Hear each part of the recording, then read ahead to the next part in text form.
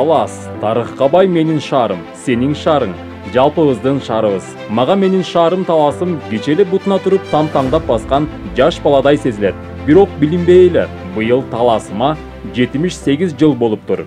Бирок тарыхы мындан дагы узак.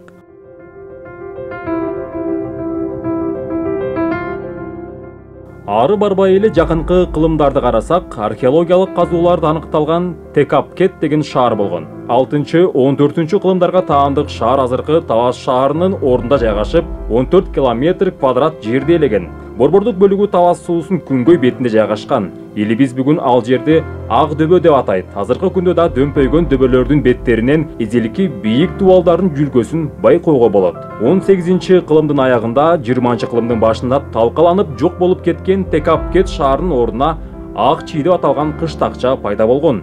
1877 жылы Ак Чий эң алгачкы кыштакча катары расмий каттоодон өткөн. Айылдагы курулган үйлөрдүн саны 50дөн ашканда 1889 жылы чиркөө курула баштаган. Мектептеги окуучулардын саны 3 жылда 40ка жеткен. Кыргыздын эң алгачкы агартуучулардын бири, Кыргыз СССРнин эмгек сиңирген мугалими Абжалбек Чолпонкулов алгач мына ушул мектептен билим алган. 1891 жылы чиркөө бүткөрүлүп, ал ыйык Дмитрийге арналган. Мына ошондон баштап айыл Дмитриевка деп атала баштаган. Улуу Октябрь революциясынын астында Дмитриевкада 120 үйдөн турган 3 көчө пайда болгон. Алар чоң көчө, мурунку Ленин атындагы, азыркы Чыңгыз Айтматов көчөсү, орто көчө, мурунку Фрунзе, азыркы Бердике Баатыр көчөсү жана сырткы көчө деп аталган. Улуу Октябрь революциясынын астында калкынын саны 1,5 миңге жеткен. 1944 жылы 22 июнда Талас областы уюштурулгандыгына байланыштуу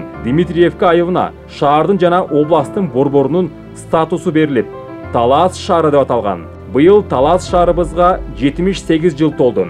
Жалпыбызды өзүнө батырган тарыхка бай Талас шаарыбыздын калкы 1990 жылы 34 миң болсо, 2022 жылы Талас шаарынын калкы расмий түрдө 41.200 адамга жетти.